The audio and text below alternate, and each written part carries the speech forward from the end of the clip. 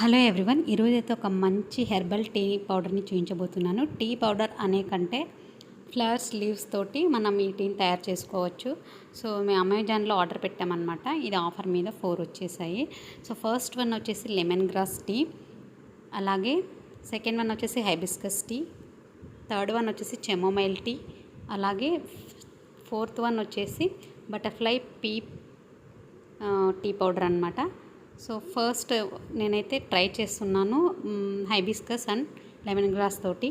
So 1.5 cup water వేసేసుకొని 2 spoons ఈ మందారం పూలు యాడ్ చేశాను. అలాగే లెమన్ గ్రాస్ వచ్చేసి 1 స్పూన్ యాడ్ చేసుకుంటున్నాను. 5 మినిట్స్ బాగా ఉడికించుకున్న తర్వాత స్ట్రెయిన్ చేసేసుకొని